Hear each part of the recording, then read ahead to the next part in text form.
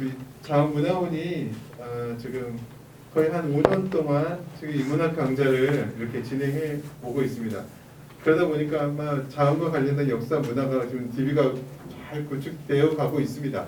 앞으로도 더 많은 자료들을 구축하고 자원의 문화 예술 그리고 역사까지 담을 수 있는 그런 자료들을 꾸준히 지금 하고는 있습니다. 하지만 작년하고 올해 많은 코로나 때문에 좀 많은 강좌를 열지를 못했어요.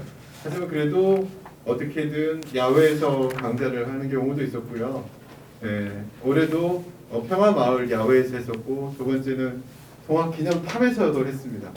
굉장히 열악한 환경 속에서 이렇게 인문학 강좌를 열고 있다는 걸 말씀드리고요. 그래도 우리 이사님들 그리고 특히 원장님께서 어떻게든 해보려고 하는 마음이 있거든요. 그래서 격려와 박수 좀 원장님한테 좀 박수 좀 부탁드리겠습니다. 네. 그리고 또 오늘 이 자리에 또 김만호 박사님께서 오늘 자리에 또 자왕에 오셨는데 강사님께도 박수 한 번만 부탁드리겠습니다. 네. 굉장히 젊고 핸섬하십니다. 저도 그렇게 젊으신 줄 몰랐습니다. 자, 그럼 인문학 강좌를 시작하도록 하겠습니다. 저희가 굉장히 어려운 상황에서도 뜻깊은 자흥 전통 인문학 강좌를 해오고 있습니다. 참석해 주신 우리 자흥문화원의 임원분들, 이사님들, 그리고 상도사분들, 그리고 함께 해주신 분 너무 감사드리도록 하겠습니다. 사회 진행을 맡은 자흥문화원 사무국장 위종만입니다. 인사 올리겠습니다. 그럼 식순에 따라 국민의례를 하도록 하겠습니다. 모두 일어나셔서 전면에 국기를 향해 주시기 바랍니다. 국기에 대하여 경례.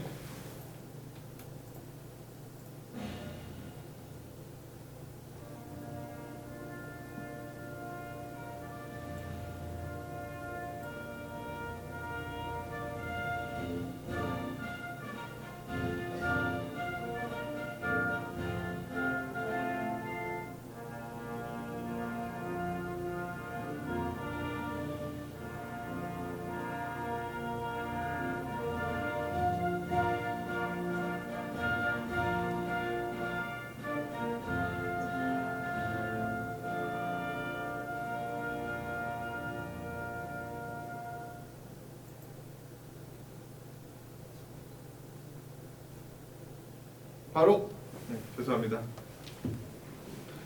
그럼 다른 의뢰는 생략하고 모두 자리에 앉아주시기 바랍니다.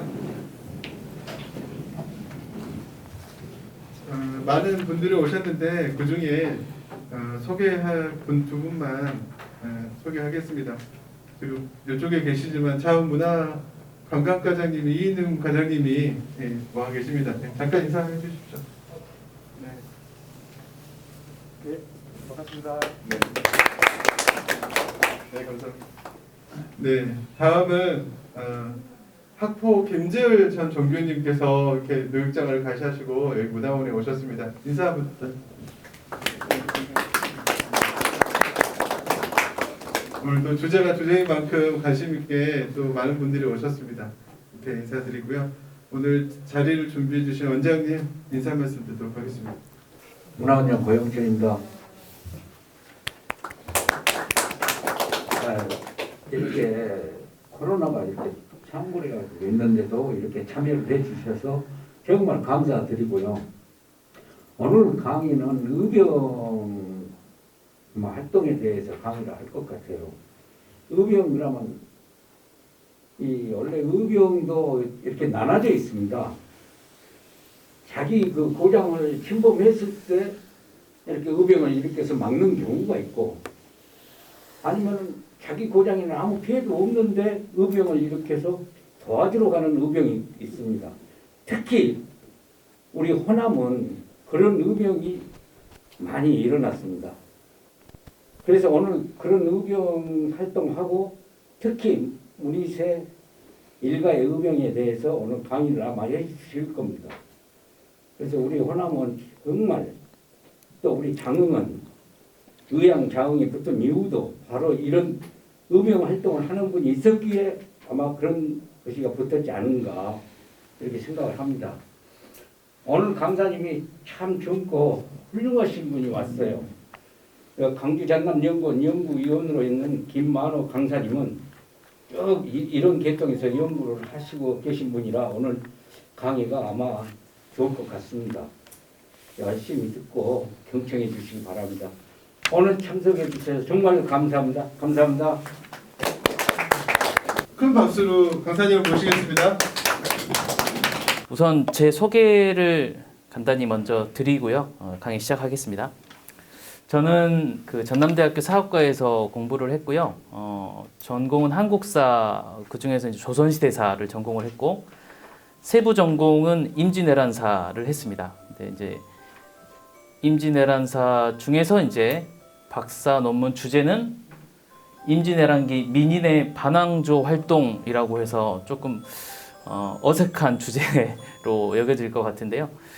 전쟁이라고 하는 것이 우리가 이제 여러 가지 이제 교훈이 있겠지만 의병을 막 일으키기도 하지만 사실 전쟁이라고 하면 엄청난 혼란의 상황이잖아요. 그래서 전쟁기에 있었던 다양한 형태의 모습들을 이제 박사 논문에서는 다뤘고요. 뭐 그 이후로는 계속 다시 우리 지역에서는 주로 의병에 대한 궁금증이 많으셔서 의병에 대해서 연구를 하고 있습니다.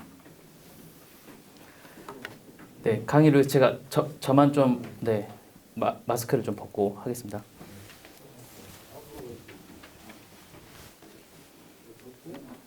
네, 오늘은 저는 1시간 30분인 줄 알고 그 강의 자료를 많이 가지고 왔는데 임진왜란 앞부분을 조금 그럼 빨리 하고요. 뒤에 문희세 일가의 의병 활동에 대해서 조금 더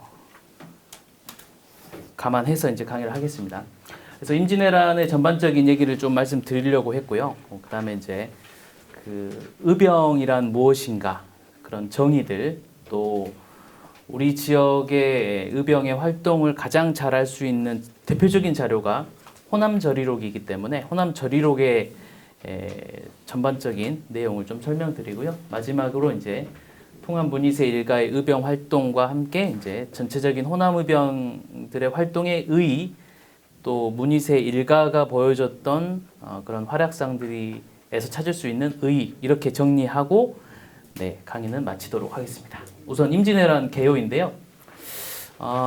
우리가 이제 어떤 역사적 사건을 기억할 때 특히 전통시대에 있었던 사건들은 대체적으로 60년을 주기로 기억을 많이 하죠. 그래서 뭐 몇 주기, 몇 주갑 이런 식으로 60년 단위로 많이 하고 또 오래된 사건이면 이제 100년 단위로 많이 하잖아요. 그래서 뭐 서거 뭐 500주년, 탄생 500주년 이렇게 조선시대 같은 경우는 주로 그렇게 우리가 기억을 하고 있죠.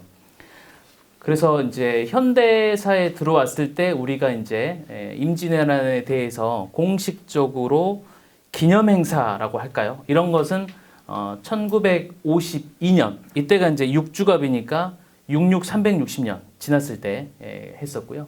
그다음에 이제 1592년에 이제 임진왜란이 터졌으니까 발발 400주년 해서 또 전국적으로 학술 대회라든지 특별 뭐 논문집, 책 이런 것들이 92년에 엄청나게 나왔었죠. 제가 1952년 자료를 찾아보니까요.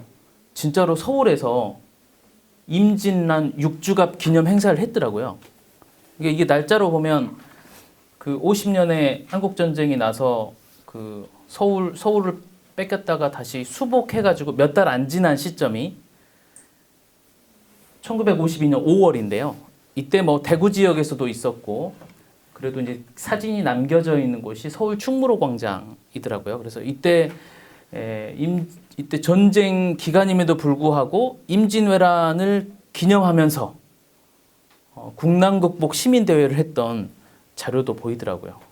장흥에서는 어떻게 했는지 모르겠지만 이런 기록들도 있습니다. 그 다음에 이제 조금 지금하고 좀 가까운 시기에는 이제 7주갑 행사를 많이 했었죠. 그래서 2012년에 또 뭐 특별전하고 진주박물관, 뭐 나주박물관 이렇게 특별전을 엄청나게 많이 했었고요. 또 요즘에 조금 각광을 받는 주제가 또 정유재란이에요. 그래서 정유재란에 대해서는 그동안 뭐 개설서도 대중서도 한 권도 없다가 요즘에 이제 정유재란 7주가 하면서 되게 많이 조명이 됐고 또 정유재란과 관련된 책도 최근에 상당히 많이 나왔어요. 그 전보다는 정유재란에 대한 역사상이 많이 정리가 된 것 같습니다. 이제 여기서부터 더 가면 이제 잘 모르겠죠. 이제 우리도 이제 장담을 할 수 없는 누군가는 하겠죠. 제 개인적인 꿈은 이제 장흥문화원이 그때까지 있으면 제가 8주가 기념 강연을 여기서 하는 걸 제 목표로 하고 열심히 공부하도록 하겠습니다. 그래서 이제 한 500주년 되면 이제 한참 후에는 이런 식으로 우리는 사라지겠지만 결국 8주갑도 하고 500주년 사업도 하고 계속해서 아마 임진왜란은 뭐 이렇게 끊이지 않고 계속 기억되고 기념되는 사건이 아닐까라고 생각이 됩니다. 사실 우리는 너무 일상적으로 이제 임진왜란 이 사건을 임진왜란이라고 부르고 불러왔습니다. 사실. 근데 우리가 일상적으로 불렀다고 해서 이 용어에 아무 문제가 없는 건 아니에요. 사실은 우리가 왜란이나 정유재란이라고 했을 경우에는 왜구 혹은 외놈들이 일으킨 난리 정도로 우리가 받아들이게 되는데 당시에는 일본이라는 국가가 있었고요. 국호도 있었고. 그러니까 일본으로 불러야 되는 게 맞고요. 이제 우리 감정상으로는 뭐 외놈들이 뭐 난리 일으켰어 정도로 하겠지만 역사적인 객관적 용어로서는 조금 아주 최고의 용어는 아니다라는 정도 말씀을 드리고요. 하지만 우리가 많이 써와서 이럴 때는 이제 저희가 이 용어가 시민권을 획득했다 이렇게 이제 좀 비유적으로 설명을 하고 있어요. 하지만 이제 최근에 이제 학계에서 조금 새로운 움직임이 이 사건을 임진 전쟁으로 부르자라고 하는 움직임들이 있고 몇 년 전에 이제 박사학위 논문이 드디어 임진왜란이 아닌 임진 전쟁이라는 제목으로 박사학위 논문이 나오기 시작했어요. 이런 걸 보면 조금 이제 학계에서도 조금 용어들이 새로운 용어를 쓰려고 한다. 이 외에도 뭐 7년 전쟁, 또 조선과 일본의 전쟁에서 이런 다양한 용어들이 있는데요. 실제 사료상에 이 사건을 부르는 용어를 보면 임진왜란이라고 부르는 거는 거의 찾아보기 어렵고요. 실제로는 이제 용사질환이라든지 용사지변이라고 쓰고 있어요. 이 해가 임진년이니까 용이고 그 다음에 계사년이 뱀의 해니까 그래서 이제 용사질환 이런 식으로 보고 있습니다. 요 시근이죠. 1592년, 1593년. 전통시대, 조선시대 사람들은 92년, 93년 이게 되게 이제 강했던 거죠. 자, 다음 이제 조선을 침략했던 일본에서는요, 용어가 조금씩 시기적으로 바뀝니다. 처음에는 조선 정벌이라든지 정한이라는 용어를 썼어요. 이 정벌할 때 이 정은 이게 사실은 이제 내가 잘못한 게 아니라 상대방이 잘못하니까 혼내주러 간다라는 의미가 담겨 있기 때문에 조선의 입장에서는 대단히 불쾌한 용어죠. 그냥 가만히 있는데 쳐들어온 거잖아요. 그래서 이 용어는 지금 거의 쓰지 않고 있는 용어고요. 일부 양심 있는 역사학자들은 조선 침략이라는 용어를 써서 논문도 쓰고 책도 쓰고 하고 계세요. 아주 일부입니다. 일부. 침략이라고 하는 것은 내가 빼앗았다, 뭐 이렇게 공격했다라는 잘못을 인정하고 있는 용어이기 때문에 아주 일부에서만 사용하고 있고요. 지금 일본에서 가장 일반적으로 사용하고 있는 용어는 분로쿠 게이초노 에키. 뭐 이게 이제 한자로는 문록 경장의 역이라고 합니다. 역은 이제 군역이니까 전쟁을 의미하고요. 문록은 이게 1592년부터 95년을 의미하고 경장 연간이 96년부터 1614년이니까 우리로 보면 뭐 임진 정유년 뭐 이런 년의 전쟁 뭐 이 정도겠죠. 그래서 아마 뭐 일본도 특별한 문제가 아니면 뭐 임진 전쟁, 정유 전쟁 이 정도로 지금 인식하고 있다라고 하는 거고요. 조선을 도와서 일본을 함께 싸웠던 중국 같은 경우에는 용어가 되게 다양하더라고요. 그래서 아직도 통일이 안 돼 있고요. 대체적으로 만력 조선역, 만력 일본역. 이거는 이제 만력이라고 하는 것은 당시 명나라의 황제 신종의 이제 만력제라고 불려서 만력제 때 있었던 뭐 조선을 도와 싸웠던 전쟁 혹은 일본과 싸웠던 전쟁 이런 의미를 담고 있습니다. 또 이제 중국에서는 조금 다른 용어, 원조 이런 게 있죠. 조선을 도와주었다라고 하는 좀 시혜자적 입장.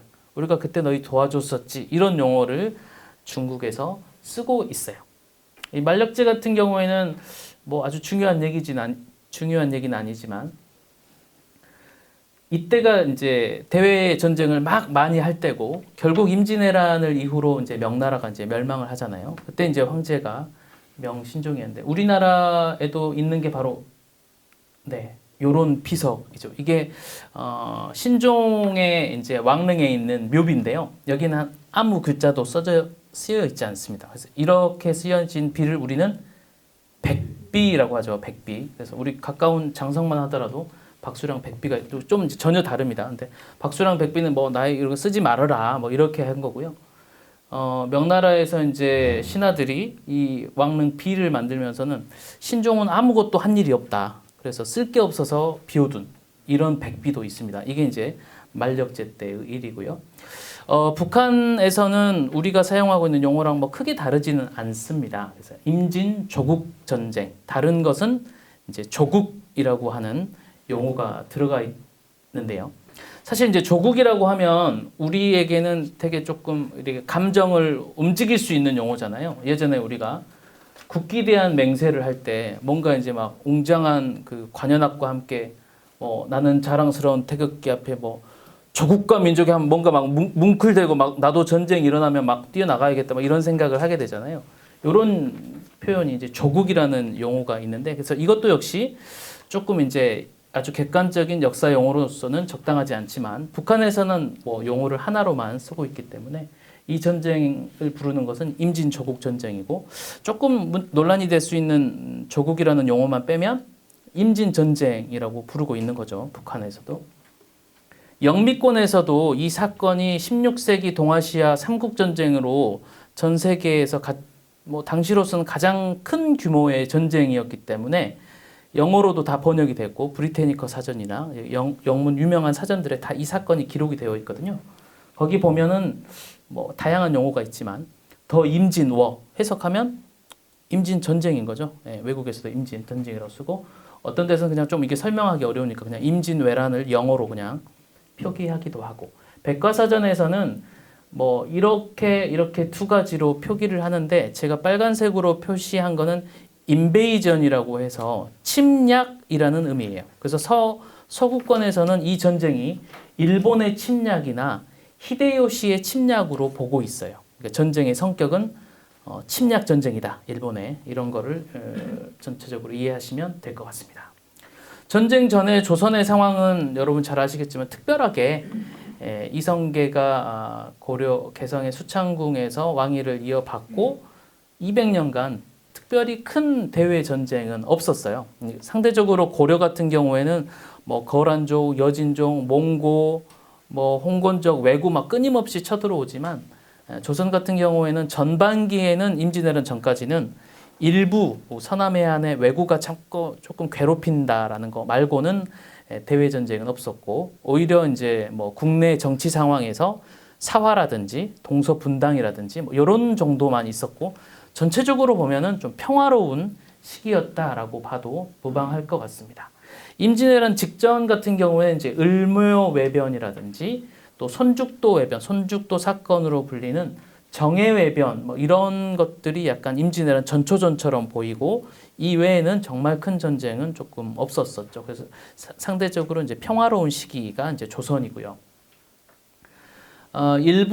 우리를 공격했던 일본의 상황은 당시 임진왜란 이전의 시기를 전국시대라고 하죠. 그래서 이 시기를 부르는 용어에서도 알 수 있다시피 한참 싸웠던 시대죠. 그래서 각 조선과 다르게 일본은 지방 분권, 영주들이 다이묘들이 그 지역을 다스리고 서로 싸워가면서 땅 따먹기를 해가고 있는 상황이었기 때문에 좀 조선과는 조금 분위기가 달랐고 또 대외 관계라든지 대외 교류도 조선 같은 경우에는 이제 왕 중심으로 모든 게 왕을 통해서 무슨 서양 세력과 뭐 교류를 한다든지 이런 걸 결정을 하지만 일본 같은 경우에는 좀 지방 분권 형태였고 전국 시대였기 때문에 다이묘 별로 그냥 알아서 했어요. 그래서 어떤 다이묘들은 뭐 이렇게 예수회 선교사들을 받아들여서 기독교를 믿기도 하고 또 뭐 가토기요마사 같은 경우는 계속 불교도였고 뭐 이렇게 해서 조선 임진왜란 때도 이제 무슨 깃발을 보면 십자가 모양의 깃발을 막 들고 다니는 것은 그런 기독교 다이묘. 일본어에서는 이제 키리시탄이라고 하는 키리시탄 다이묘들이 좀 존재했었죠. 고니시 유키나가 같은 애들이. 그러면서 이제 일본은 이렇게 대외 교류들을 자유롭게 하던 중에 우리가 조총이라고 부르는 또 우리나라를 제외한 다른 나라에서는 다 철포, 일본어 발음으로는 이제 대포라고 부르죠. 이런 조총을 받아들이게 되면서 이게 상용화되면서 일본은 전쟁의 양상이 확 바뀌게 되는 거죠. 그래서 이제 조선하고 싸울 때도 상당히 이제 이런 조총의 소리라든지 이런 공격력 이런 것들이 전쟁 초반에 일본이 상당히 승기를 잡는 데 큰 도움을 줬던 무기가 바로 조총이죠. 그래서 이렇게 전쟁 때 대포를 안 가지고 다니는 거를 무대포라고 하죠. 여기서 이제 철포에서 나온 게 바로 무대포입니다. 일본에서 뭐 3대 영웅이라고 부르는 사람들이 이제 다 이 시기예요. 뭐 도쿠가와 이에야스, 뭐 오다 노부나가, 도요토미 히데요시. 그 사실은 이제 직전신장이라고 하는 오다 노부나가가 조총 전법을 잘 써서 일본에 흩어졌던 일본을 거의 전역을 통일해 가고 있다가 혼노지에서 좀 이제 부하에게 변을 당하면서 그 권력의 공백을 도요토미 히데요시가 빨리 흡수를 하고 나머지 좀 통일이 안 됐던 그런 이제 다이묘들을 통일해가면서 일본 전체를 이제 통일하는 데 성공을 하고요. 그 다음에 이제 도요토미 히데요시가 첫 번째로 국내 통일을 완수한 이후에 첫 번째로 대외 전쟁을 선포한 게 바로 이제 조선이었죠. 그래서 우리 입장에서는 정말 200년간 평화롭게 지냈던 조선과 100년간 미친 듯이 싸우다가 딱 통일해가지고 이 어마어마한 에너지를 처음으로 분출했던 첫 번째 공격지가 조선이었기 때문에 어떻게 보면 상당히 이제 불행한 사건이 터졌고, 그래서 전쟁 초반에 우리가 이제 뭐 광군이 조금 뭐 이렇게 해이해지기도 하고 잘 못 싸우기도 했지만 어쩔 수 없는 것 같아요. 이렇게 전투력으로 보면. 그쵸. 뭐 저처럼 그냥 매일 컴퓨터에 앉아가지고 막 가만히 있는 사람하고 뭐 이렇게 추성훈 같이 막 이렇게 싸움 계속 하던 사람하고 붙으면 이길 수가 없는 거죠. 그쵸. 기본적으로. 그래서 너무 막 우리 스스로를 광군의 무능 막 이렇게 할 필요까지는 없을 것 같습니다. 분위기가 아예 달랐기 때문인 거죠. 그래서 임진왜란을 이해할 때도 너무 뭐 이렇게 부정적으로 볼 필요는 없을 것 같습니다. 여튼 일본의 히데요시는 사가현에 나고야성을 쌓고 전쟁 준비를 해요. 나고야성을 쌓는 이제 아마 그런 이 그림은 이제 그 진지도라고 할까요? 뭐 그런 겁니다. 그래서 가운데 이제 히데요시가 자리 잡고 나머지 이제 수많은 밑에 부하들이 여기 머물다가 이제 4월 초에 조선으로 출병을 하게 되는 거죠. 사가현에 이렇게 전진 기지를 잡은 이유는 부산과 최단거리이기 때문이에요. 그래서 이렇게 사선으로 쭉 그으면 여기 사가현, 여기가 이제 일기도라고 하는 이끼 섬이 있고요. 여기를 지나서 이제 쓰시마, 대마도로 갔다가 여기서 이제 1시간만 배 타고 가면 바로 부산항이잖아요. 그래서 정말 사선으로 쫙 그었을 때 최단거리로 사가현을 만들었고, 사실은 여기에 이제 한 30만 명 정도 살았다고 해요. 우리 지금 그 광주 전남 지역에 가장 최근에 만든 혁신도시가 제가 방금 출발해온 그 빛가람 혁신도시잖아요. 근데 빛가람 혁신도시가 지금 뭐 한전도 들어오고 뭐 KPS 뭐 엄청난 그 공공기관이 이전해 있지만 거기에 지금 3만 명이 살거든요. 그 도시에 3만 명 정도인데 여기에 30만 명이 살았다는 거는 엄청난 정말로 혁신적인 도시가 신도시가 생겼다라고 생각하시면 될 것 같습니다. 그래서 여기서 이제 출발을 해가지고 나고야성에 있는 거고요. 지금 나고야에 가보면 이제 나고야 성박물관이 있고요. 성박물관에 가보면 2층에 이렇게 나고야성 병풍도하고 이건 이제 일본의 군선이죠. 안택선, 아타케부네하고 거북선이 있고요. 뒤에 이제 이순신 장군 그 영정도 있고 이렇게 되어 있습니다. 주변에는 이제 이런 당시 무너졌던 성을 일부 조금씩 복원을 해가고 있고요. 네, 그런 상태입니다. 자, 이제 본격적으로 임진왜란에 대해서 쭉 설명을 드릴 텐데, 임진왜란은 대체적으로 세 가지로 이제 시기 구분을 해요. 그래서 전쟁 초반에 이제 한참 싸웠던 때가 있고요. 그다음에 중간에 명나라와 이제 일본이 강화 협상을 할 때가 한 4년 정도 있고, 나머지 이제 우리가 정유재란이라고 부르는 재침기가 있는 거죠. 임진왜란 발발 원인은 제가 하여튼 1시간 반으로 생각하고 너무 많이 갖고 와가지고 네. 예, 그러면 네. 강의를 너무 재밌게 해주셔서. 임진왜란이 그러면 이제 왜 일어났냐 이것도 좀 생각을 해봐야 돼요. 근데 사실은 우리는 가만히 있었기 때문에 일본에서 왜 일으켰냐라고 생각을 해보면 좀 쉬울 것 같아요. 첫 번째는 의외로 이게 일본 학자들이 많이 주장하는 게 히데요시의 공명심이다. 이게 좀 특이하죠. 아니 어떻게 이렇게 큰 전쟁의 발발 원인을 개인에게서 찾지?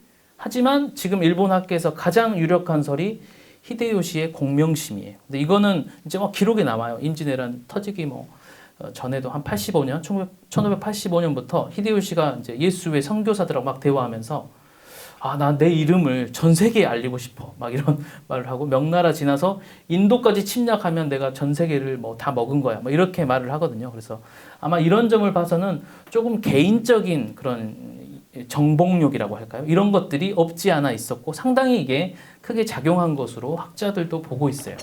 두 번째는 좀 경제적인 측면에서 일본이 좀 당시에 어려웠기 때문에 좀 경제적인 문제를 돌파하고자 전쟁을 일으킨 게 아닌가라고 설명하기도 해요. 왜 그러냐면 이 두 번째 설 같은 경우에는 일본이 명나라와 강화 협상을 할 때 조건으로 하나 내세우거든요. 무역을 다시 열어달라. 감한 무역을 열어달라. 이런 조건으로 한 거 봐서 혹시 전쟁 일으킨 게 경제적인 것도 아닐까라고 학자들이 보기도 하고요. 세 번째는 저는 조금 세 번째인 것 같은데 우선은 이제 국내를 통일을 했잖아요. 통일했고 다들 다 무사들이고 하다 보니까 딱 통일만 됐지 완전히 히데요시에게 엎드린 상황은 아니라는 거죠. 위압에 그냥 내가 더 이상 까불지 않은 거지. 너도 다이메였고 나도 다이메였고 이렇게 하는 건데. 그래서 아마 히데요시의 입장에서는 딱 통일돼서 이제 무사들이 할 일이 없을 때 가만히 놔두면 자기를 공격하지. 누구를 가만히 앉아서 책을 읽겠어요, 갑자기 그분들이? 그러겠죠. 그래서 이제 아마 새로운 대외 전쟁을 통해서 이 자기를 위협할 수도 있는 세력을 해외로 보내서 혹시 거기서 싸우다 죽으면 나의 정적이 제거되는 거고 잘 싸우다 이기면 그쪽 땅을 나눠주면 되는 거니까 히데요시로서는 전혀 손해볼 장사가 아니었던 거죠, 이 전쟁이. 그 다음에 이제 네 번째는 이건 조금 이제 국제 관계사에서 보는 당시 명나라 중심으로 모든 세계가 돌아갔잖아요. 이걸 조금 어려운 표현으로는 화이형 질서, 화이 질서 이렇게 설명하는데 이거를 좀 히데요시가 조금 육지 중심에서 해양 세력 중심으로 한번 바꿔볼까라고 하는 좀 큰 그림이 있었지 않냐. 이렇게 네 가지로 보는데 꼭 한 가지만 꼽을 수는 없을 것 같고요. 제 개인적으로는 1번과 좀 3번이 좀 결합된 게 아닐까라고 저는 보고 있습니다. 그래서 이제 일본이 조선을 침략하는데 일본군의 편성을 보면 약 16만 명 정도가 침략한 것으로 보이고요. 근데 나이대를 보면 상당히 이제 충격적이죠. 뭐야 이거 우리가 알고 있는 고니시가 34살이고 갓도기요마사는 30살에서 기마수를 했던 사람이었기 때문에 결국 자기가 잘하는 탄근대 평지에서 싸웠던 것이고요. 또 결국 이런 자기 밑에 병사들을 보니 오합지졸들이었기 때문에 물에 빠져 죽으나 아니면 싸우다 죽으나 상관이 없기 때문에 이제 배수진을 치고 싸웠던 거지만 결국 전몰하게 되었던 거죠. 그래서 여기서 막았으면 좋았겠지만 결국 충주의 탄금대에서 결국 이제 무너졌고 여기 보시면 지도상으로 보면 탄금대부터 한성까지는 무슨 산이 없잖아요. 그래서 여기서는 그냥 쭉 가면 그냥 가버려요. 그래서 쭉 이렇게 가버리니까 여기서 이제 선조가 탄금대에서 신립이 패배해서 죽었다라는 소식을 듣자마자 그날 그냥 한성을 떠나게 됩니다. 그 저녁에. 그래서 이제 이 탄금대 전투의 의미가 바로 그런 거고요. 그래서 이제 바로 떠나게 되는데 이런 걸 이제 우리가 파천이라고 하고 조금 이제 임금이니까 좀 대우해줘서 표현을 쓰면 이제 몽진이라든지 먼지를 무릅쓰고 가셨다, 서쪽으로 옮기셨다라고 하지만 결국에는 그냥 도망친 거죠, 사실은. 그래서 의주까지 도망치게 되는 거고요. 그런 상황 속에서 이제 선조는 왕세자 책봉을 좀 서둘러서 광해군을 새로운 세자로 책봉하고 조정을 나눕니다. 이게 이제 조선 역사상 아마 최초일 건데요. 분조라고 하죠. 조정을 쪼개버려요.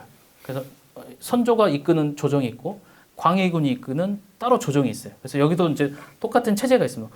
분 뭐 비변사, 뭐 분 병조참 뭐 이렇게 병조판서 이렇게 조직이 나눠지게 돼요. 여튼 그 이후에 광해군은 임금을 위해서 싸워달라는 근왕병 요청을 여기저기다 뭐 편지를 보내기도 하고 그 지역에 가서 뭐 이렇게 말도 하고 막 이렇게 하고요. 그 사이에 이제 비어있던 한성을 일본군이 점령하는데 계산해 보면은 개전 후에 한 20일 만에 한 나라의 수도가 점령당하는 초유의 사태가 발생하게 됩니다. 한성에 일본군들이 가보니까 원래 있어야 할 선조가 없었던 거죠. 그래서 상당히 자신들은 당황을 하고 왜 그러냐면 이제 일본의 전쟁 방식은 다이묘들이 도망가는 일은 없어요. 그냥 항복하고 나는 죽더라도 내 이렇게 식솔들이나 우리 백성들은 살려달라 이런 게 보통 이제 일본 스타일의 방식이죠. 그래서 이제 항복의 그런 의사 표시를 이런 거 막 하잖아요. 이렇게 이거 아시죠? 이렇게 이걸 하고 이제 본인만 죽고 하는데 이렇게 도망간 일은 경험을 해보지 못해서 몹시 당황했다. 그래서 이 다음부터 어떻게 할까 해서 이제 한성에서 군사회의를 하게 되는 거고 그러면 우선 팔도 점령을 하고 일부는 선조 잡으러 가고 이런 식으로 결정이 나서 이제부터 다시 한성에서 쭉 올라갔다가 팔도를 나눠서 점령하러 각지로 흩어지게 되는 거고요. 그때도 아까 말씀드렸던 것처럼 육군이었던 소조 천륜공이 바로 이제 전라도를 담당해서 쭉 내려오게 되는 거고. 그때 이제 우리 지역에서 이제 뭐 김천일도 올라가고 고경명도 올라가다가 이제 싸웠던 부대들이 다 이제 이 육군에 해당되는 것이죠. 그래서 아까 말씀드렸지만 사선으로 쭉 가다 보니까 충청도나 전라도나 경상도에서도 우도 지역, 진주나 요런 지역은 사실은 일본군의 칼날에 짓밟힌 적이 없었기 때문에 뭐 관군도 뭐 어디 아직 뭐 도망가고 이런 건 아니어가지고 처음에는 이렇게 관군들이 선조를 구하자고 연합해서 막 올라가요. 하지만 또 여기서 좀 황당한 사건이 바로 이제 용인 전투죠. 좀 이렇게 중간쯤으로 보면 한 5만으로 보고요. 좀 많게 보면 한 10만 정도가 되었다라고 보는데 이 관군들이 용인까지 올라갔다가 용인에서 한 1000여 명 정도의 일본군하고 싸우는데 일본군이 막 조총 쏘면서 막 소리 지르면서 내려오니까 그냥 다 도망가 버렸어요. 그래서 정말 황당하게 이 전투가 이게 좀 황당한 패배를 하게 되고요. 이때부터 이제 호남 지역에 있었던 의병 이제 뭐 사족들이 이광 죽이자, 이광 죽이고 나 의병 일으키거나 뭐 이렇게 분노가 막 이제 뭐 하늘을 막 찌르고 뭐 그래 가지고 이제 의병들이 많이 일어나죠. 이제 이광을 못 믿겠다 하고. 다행스러운 것은 이제 수군이죠. 일본군의 전투의 양식은 빠른 속도로 육지로 가서 사선으로 선조를 공략하고 그 다음에 해안가로는 해서 이렇게 서남해안으로 쭉 타고 올라가서 한성에서 병량미나 무기나 뭐 이런 것들을 병기류들을 합세해서 명나라로 더 치고 올라가는 이런 형태였거든요. 근데 하지만 이게 이제 여러분 잘 아는 것처럼 이순신의 활약으로 여기서 남해안 쪽에서 이제 좀 막히죠. 그리고 이제 우리 전라도 지역 같은 경우에는 이제 웅치나 이치 또 금산 전투 등에서 전라도를 이제 막아주죠. 외곽에서. 그러면서 이제 전라도가 보존이 된다. 각 지에서 이제 의병이 일어나죠. 아까 이제 원장님도 말씀하셨지만 우선은 이제 이런 의병의 양상들이 조금 다르죠. 직접 공격한 쪽에서는 자기 고장 방어해야 되니까 향토 방위를 하는 거고 이런 거를 이제 향보 의병이라고 우리가 보통 설명을 하고요. 전라도 지역 같은 경우는 여기에 직접 쳐들어오지 않았기 때문에 가서 외곽에서 전라도로 들어오는 길목을 막아주는 싸움들을 했기 때문에 뭐 이런 의병들은 이제 근왕 의병, 임금을 위해서 고생했던 근왕적 의병이라고 설명을 하고요. 또 이 임진왜란 좀 특이한 케이스가 이제 의승병들이죠. 의승병들. 그래서 뭐 서산대사 휴정을 중심으로 해가지고 다 제자들이니까 뭐 이렇게 야 다 의병 이렇게 해가지고 이제 의승병들이 전국적으로 일어나게 되고 우리 지역 같은 경우는 이제 화엄사라든지 여수 흥국사는 이제 수군 의승병들이 이제 많이 활동했던 곳이죠. 네, 이순신의 활약은 잘 아실 테니까 넘어가겠습니다. 시간상. 네. 뭐 싸웠는데 패배를 하지 않았다. 뭐 그냥 이 객관적인 데이터만 봐도 한 번 뭐 조선 수군이 괴멸됐는데 이건 뭐 여러분 잘 아시는 원균의 7,000량 패배. 이거 말고는 이순신은 한 번도 패배하지를 않았다. 이게 좀 해전사에서는 좀 드문 일이라고 해요. 네, 그래서 이제 뭐 이순신 쪽에 속했던 뭐 오간 오포의 문제라든지, 그다음에 이제 각자의 이제 그 수영들이 담당했던 바닷가들인데요. 이게 이제 예전에는 이렇게 쳐들어오면 이제 뭐 고흥이나 여수 오면 전라 좌수유사가 담당하면 됐었고 했는데, 임진왜란 같이 큰 전쟁이 터지니까 야 각각 따로 맞는 것보다 한 명이 조금 통합해서, 약간 지금 우리 말하면 해군 참모총장격이 누가 있으면 좋겠다라는 판단을 하게 됐던 거죠. 전쟁을 치러 보니까. 그래서 조선 최초로 이제 삼도 수군 통제사가 임명이 되는데, 그게 이제 이순신이었고 2대 통제사가 원균이었고, 다시 칠천량 해전에서 패하니까 3대 수군 통제사가 다시 이순신이 됐던 것이죠. 육군들도 조금씩 이제 그 수군이 조금 막아주면서 조금 정신을 차렸다고 할까요? 그래서 조금 이제 전열을 정비하기도 하고, 우리 지역에서는 이제 금산 전투나 뭐 옹치, 이치 전투에서 막기도 하고, 또 경상도에서 전라도로 들어오는 진주 이런 지역에서도 김시민이 조금 막아주고 하면서 하여튼 전라도는 잘 보존이 되었죠. 뭐 이렇게 이런 외곽에서 다 막아줬기 때문에, 바다에서는 이순신이 막아줬고요. 그렇기 때문에 호남 지역은 조금 사실은 임진왜란 당시에 1592년 3년에서는 특별하게 큰 피해는 없다. 또 명군의 참여 또 중요한 전쟁의 변수라고 할 수 있어요. 명군이 사실은 이렇게 도와주러 온 것은 조선을 너무 사랑해서보다는 순망치안의 논리죠. 그래서 차라리 뭐 여기서 싸우느니 저쪽 앞에서 조선에서 싸우는 게 좋겠다라고 판단을 했던 거고요. 처음에는 전쟁이 이런 전쟁인지 모르고 조승훈을 이끌고 해가지고 한 3,000명 조금 이렇게 보내봤는데 대패하고, 그 다음에 이제 본격적인 우리가 명군의 원조라고 할 때는 이제 이여송 대부대를 우리가 보통 상정을 하고 있는데요. 얘들도 이제 사실은 평양성을 수복하는 공은 세우긴 했지만 또 너무 이렇게 일본을 쉽게 봐가지고 더 깊이 들어가다가 벽제관 전투에서 패배한 이후부터는 나는 이제 안 싸울래 이러면서 이제 강화협상으로 가버립니다. 전쟁의 큰 흐름으로 보면 명군이 이제 참전하면서 일본군도 더 이상 한성을 이렇게 버티고 있을 수가 없어서 이제 남쪽으로 내려오고, 그러면서 이제 행주전투에서 권율에 의해서 이제 한 번 또 패하고, 내려가다가 아까 이제 1592년 10월에 있었던 진주성 전투에서 패배했던 게 이제 되게 이제 불쾌해가지고 히데요시도 한 4번, 5번 정도 진주성을 무조건 함락시켜라라는 명령서를 쭉 내가지고 일본군의 남쪽으로 내려가는 일본군들이 한 10만 명 정도가 진주성을 함락시키기 위해서 모이고요. 그러다 보니까 이제 조선 내부에서도 야, 이번 전투는 싸워봤자 무조건 죽는다라고 해서 성을 비우자는 쪽과, 아니다, 그래도 여길 막아야 된다라고 하는 호남의병이 좀 의견 충돌을 하고, 나머지는 안 들어오고 호남의병들만 들어가서 이제 싸우게 되는데, 이게 바로 이제 2차 진주성 전투 10일간의 혈전이고, 이때는 정말 대부분의 우리가 이름만 대면 알 수 있는 호남의병장들이 다 이 전투에서 좀 이제 다 목숨을 잃게 되는 거죠. 이 전투 결과로는 진주성 전투가 패배는 했지만 일본군이 압도적으로 이겼다면 계획대로 전라도로 침입을 해야 되는데, 침입하지 않고 물러난 걸 봐서는 일본도 피해가 상당히 컸고, 이 전투도 꼭 100% 이겼다라고만, 일본이 이겼다라고만 할 수는 없겠구나라고 판단이 되고, 그 이후부터는 일본이 이제 울산성부터 이렇게 남쪽으로 이렇게 외성을 쌓고 버티기 작전으로 들어가는 형식으로 이제 전쟁의 양상이 바뀌고 강화협상기로 넘어가게 되는 거죠. 명군의 참전에 대해서는 도와줬으니까 고맙긴 한데, 이런 말들이 당시에 돌았다고 해요. 민간에서는 명군은 참비시고 왜군은 얼레빗이다. 요거죠, 요런 식이죠. 그럼 이거는 누가 더 그냥 다 훑어버렸다는 거죠. 명군이 더 많이 피해를 줬다라는 거죠. 민간에서 보면. 그래서 우리 그 사족들이 쓴 일기를 보면 너무 좀 이렇게 눈물 나는, 뭐 내가 부채 들고 있었는데 명군한테 두드러 맞고 부채를 뺏기기도 하고, 뭐 말도 뺏기고 벼루도 뺏기고, 막 정말 막 이렇게 고난을 많이 당하고, 우리나라 뭐 관료들도 막 마을에 묶여가지고 막 끌려다니기도 하고, 막 무릎 꿇고 있기도 하고, 막 이렇게 좀 고난을 많이 당해요. 근데 사실은 연려실 기술 같은 좀 생생한 자료들 보면은 명군이 들어가는 마을에는 소나 돼지, 가죽, 개와 같은 닭 같은 가축이 전부 사라진다.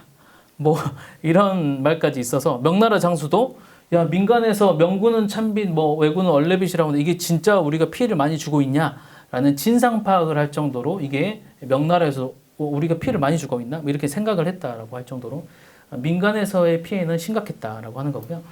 명나라와 일본의 강화 협상을 보면 조건들이 너무 안 맞아가지고요. 결국에는 이제 이 강화 협상이 4년여의 강화 협상이 파탄을 하고 다시 일본군이 침입하는 게 바로 정유재란이라고 할 수가 있겠습니다. 자, 그런데요. 여기 조금 좀 복잡할 수 있는 문제를 하나 드리겠습니다. 정유재란의 시작은 언제일까?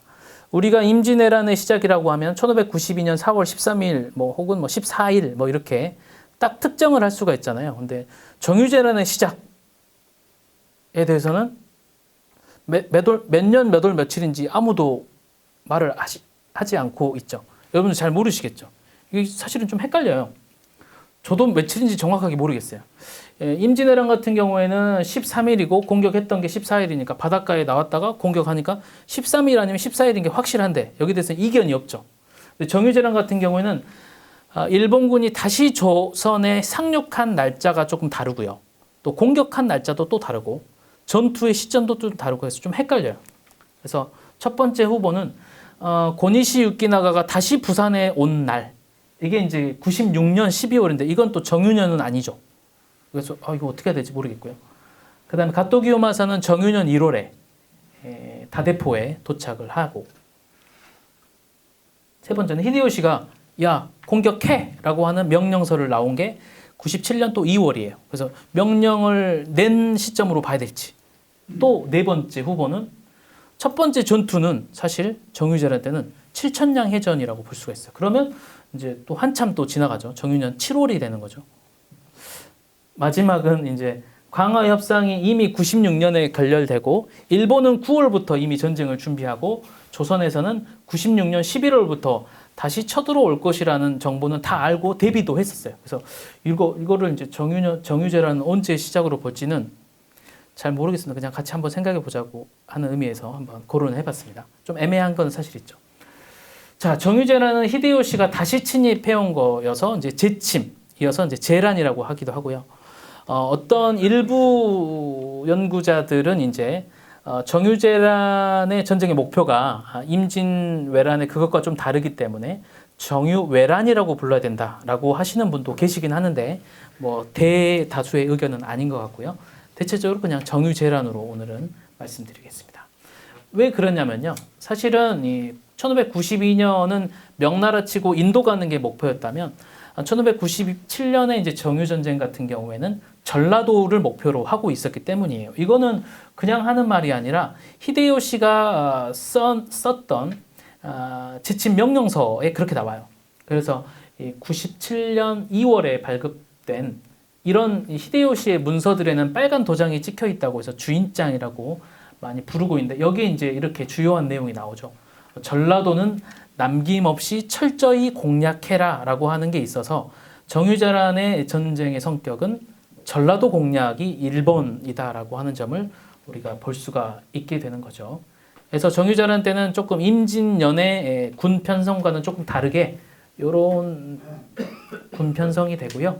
파란색으로 표시한 장군들은 이제 새롭게 영입된 나베지마 나오시게 같은 경우에는 임진왜란 때는 1592년에는 이제 가토기요마사 휘하에서 함께 함경도 지역을 공략했던 사람인데 잘 싸웠는지 여튼 독립돼서 별도의 사군을 이끌게 된 뭐 이런 식으로 그 다음에 이제 임진왜란 때 강화협상에 실패했던 고니시 유키나가가 2군으로 밀려나고 엄청 싸워서 뭐 무슨 호랑이 장군이라고 막 불렸던 가토기요마사는 1군으로 이게 뭐 꼭 순서는 아니겠지만 군 편성만 보더라도 임진년과 정유년에 조금 양상이 다르다는 점을 보실 수 있을 것 같습니다. 97년에 조선으로서는 불행이죠. 이순신이 이제 뭐 어떤 분들은 이제 뭐 요시라의 계략에 빠졌다 조선이 뭐 그래서 이제 가토기요마사가 곧 부산으로 오니까 바다에서 막아라. 올라오기 전에 막아라라고 했는데 이순신이 이거 좀 뭔가 냄새 나서 출동을 안 했죠. 근데 좀 안타깝게 진짜로 이제 가토기요마사가 부산진을 통해서 들어와 버리니까 너 왜 내 말 안 들어? 너 뭐 문제 있어? 뭐 해가지고 이제 다시 이제 잡혀가죠. 그래서 국문에 처해지고 삼도 수군탕제사에서 해임이 되고 그 대신에 이제 원균이 되고 원균이 했던 게 이제 칠천량 패전이었던 거죠. 그래서 이때 조선의 수군의 거의 대부분이 다 몰살당하게 거의 그냥 뭐 제로 베이스에서 시작하게 되는 게 바로 칠천량 해전입니다. 그래서 선조실록에서 보면은 정말 이 칠천량 해전의 안타까움이 그대로 느껴져요. 한산, 이게 이제 우리가 말하는 칠천량이거든요. 한산에서 한 번 패하자 뒤이어 호남이 함몰되었고 또 호남이 함몰되고서는 나란 일이 다시 어찌할 수 없게 되었다. 이러한 시사를 목도하건대 가슴이 찢어지고 뼈가 녹으려 한다라고 하는 당시 사관의 사평, 사론이 있어요. 이것만 봐도 이 칠천량 해전의 이 패배에 대한 느낌이 확 오시죠. 아, 이 정도로 정말 심각했구나. 이 정유재란 때는 아까도 명령서에도 봤지만 일본군의 공격 루트들이 각도가 조금 내려왔죠. 임진왜란은 요렇게 올라갔잖아요. 요렇게 올라가서 한성을 향했다면 우선 전라도 치고 올라가는 걸로 이제 바뀐 거죠. 하지만 이렇게 올라가다가 직산 전투에서 패배한 이후로 일본군들이 다시 남쪽으로 내려오고 그때 이제 일본군들이 정유년에 우리 지역을 이제 막 노략질하고 다니게 된 거죠. 그래서 이 정유년에는 우리 지역에서 의병들이 어떤 형태의 의병이 나오겠습니까? 향토 방위전의 의병들이 나오게 되는 거죠. 각 지역별로 소규모 단위의. 그래서 이때 우리 호남 지역의 민중들이 많은 민간의 피해를 받고 그 대표적인 사례가 바로 이총이죠. 교토에 있는. 처음에는 귀를 양쪽 베니까 이제 숫자 세기 어려워서 하나 있는 코를 베라라고 해서 이제 코를 뱄잖아요. 그래서 처음에는 여기가 이제 이총이기도 하고 비총이라고 써져 있는 게 그런 거고요. 그 작년 코로나 터지기 직전에 이제 교토를 다행스럽게 갔다 왔는데요. 거기 가보니까 이제 이 옆집을 부셨더라고요. 그래서 해설해 주신 분이 설명해 주던데 그 전까지만 하더라도 이 옆집에 살았던 일본 할아버지가 이 이총을 좀 관리를 해주셨대요. 이렇게 뭐 좀 청소도 하시고 막 했는데 돌아가셔 버렸고 집이 팔려가지고 그때 가니까 포크레인으로 집을 허물고 있더라고요. 그래서 그럼 어떻게 해요? 그러니까 이쪽 가보신 분들 아시겠지만 도로가 있잖아요. 그 공원 있고 도로가 쪽에 좀 내려가 보면 슈퍼마켓인데 그 아주머니가 이제 돌봐주기로 했다고 해서 여기가 이제 이런 식으로 이제 관리가 되고 있습니다. 처음에 일본군들은 뭐 우리가 뭐 귀를 자르고 코를 잘라 뭐 이렇게 인정을 안 했지만 코 감사장이 나와 버렸어요. 그러니까 이게 약간 영수증 같은 거죠. 좀 우리 입장에서는 좀 좋진 않지만 그래서 목 269개를 베어서 그 코가 대차겠다. 그러니까 코 몇 개 받은 것도 확인해서 다시 이제 보낸 그 일본 장수한테 문서를 써서 보내줬던 거죠. 그 다음에 이제 다행스러운 점이 바로 이제 명량 해전인 것이고요. 이게 영화 다 보셨죠? 1,700만이 받고 아직도 1등이더라고요. 제가 최근에 또 검색해 보니까.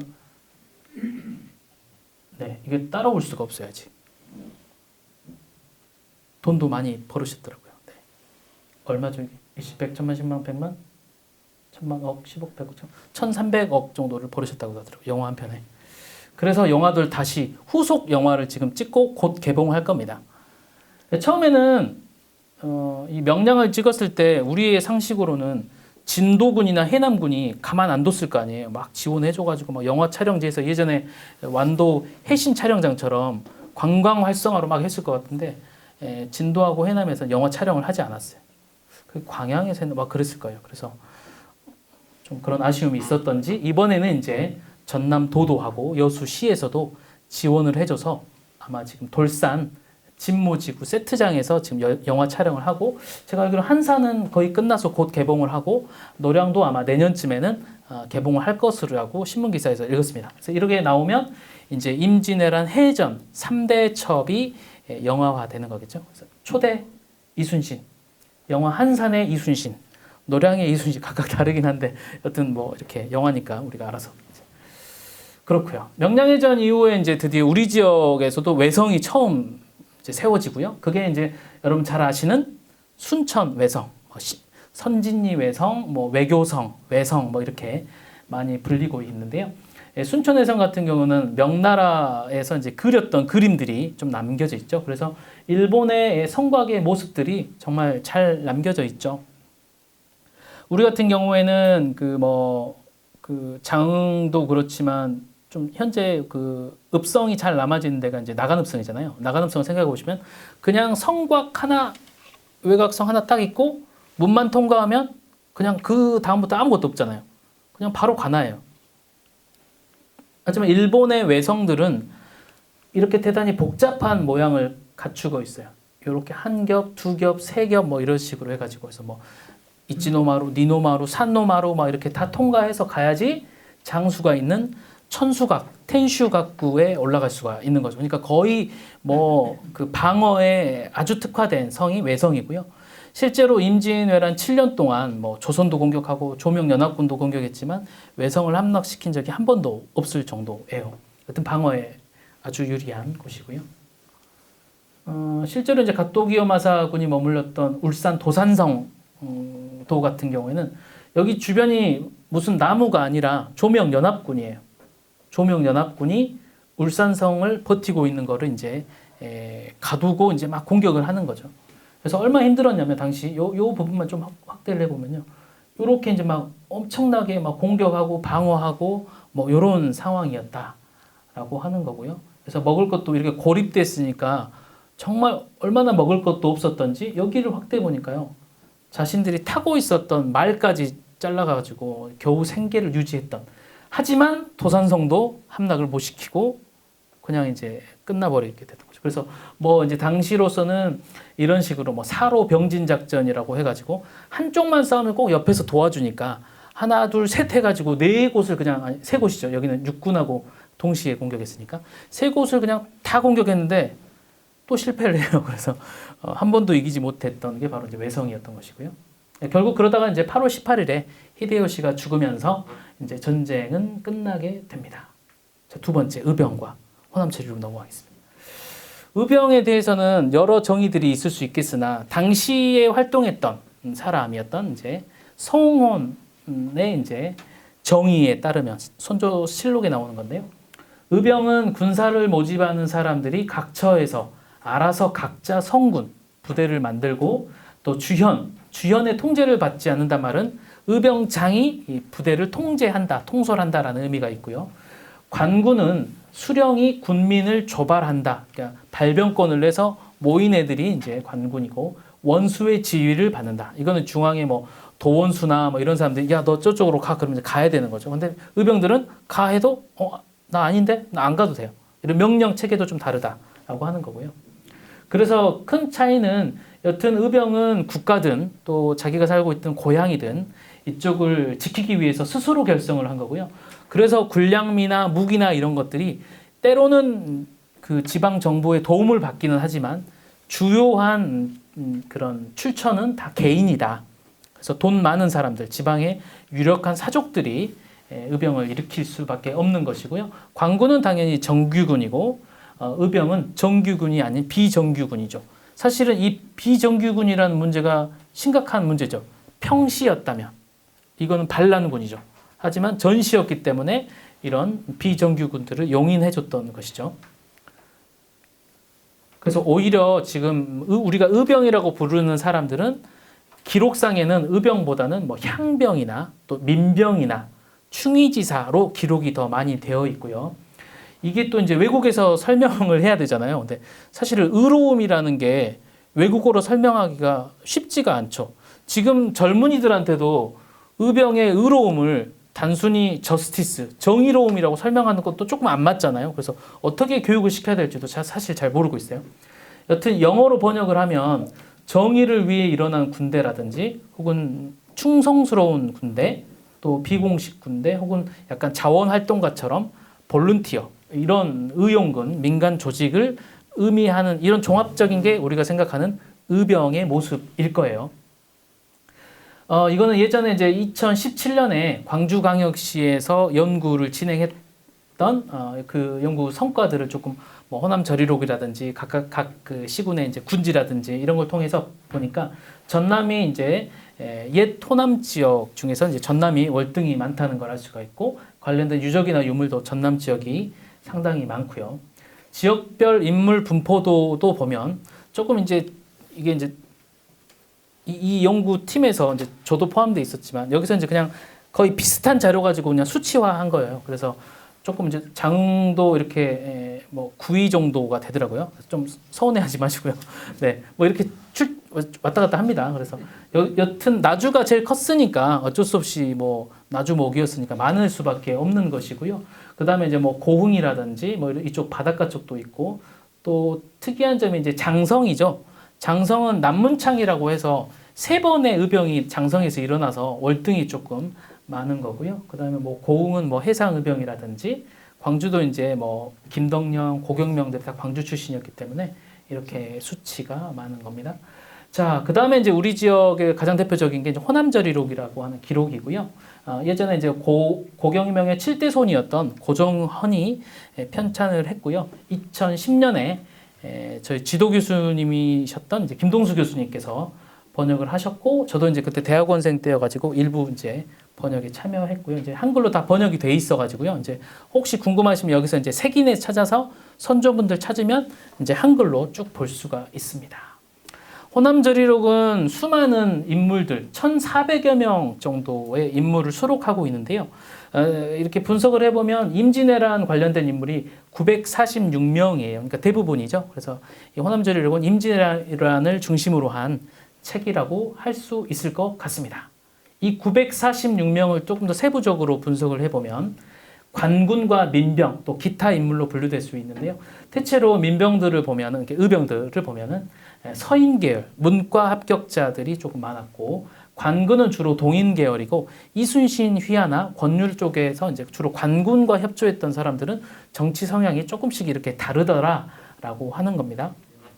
대체로 호남의병들을 보면은 아까 이제 관군에 참여했던 뭐 이광의 아까 뭐 이런 관군들 또 권율이 나중에 이제 광주 목사하다가 전라도 순찰사 겸 관찰사를 하니까 그쪽 따라가서 이제 행주대첩에 참여한 사람들도 있을 것이고요.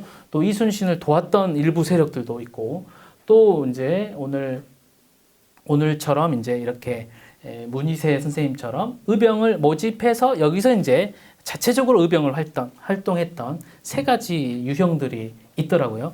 또 의병들이 만들어지는 성군의 과정을 보면 처음에는 경문을 막 발송해요.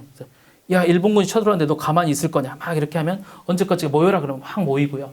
그러면 이제 병량미도 모으고 이렇게 병사들도 모으고, 그 다음에 이제 군대를 편성하죠. 그래서 너는 뭐 양향관, 뭐 너는 참모, 뭐 너는 뭐 일진, 우익장 뭐 이런 식으로 군 편성을 하고, 그 다음에 이제 군율을 마련하죠. 이거 하면 참살한다. 뭐 민간 피해 주지 말아라. 이런 것들을 다 정하고, 그 다음에 이제 진법 연습을 해서 일본군과 싸우는 게 의병들의 일반적인 성군의 과정입니다.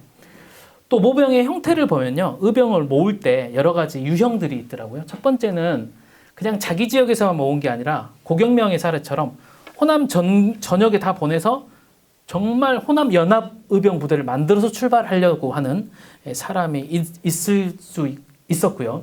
두 번째는 이렇게 오늘 문희세 의병, 전라 좌의병처럼 인근에서 모아서 가면서 좀 붙이고 해가지고 병력을 키우는 이런 형태가 있고요.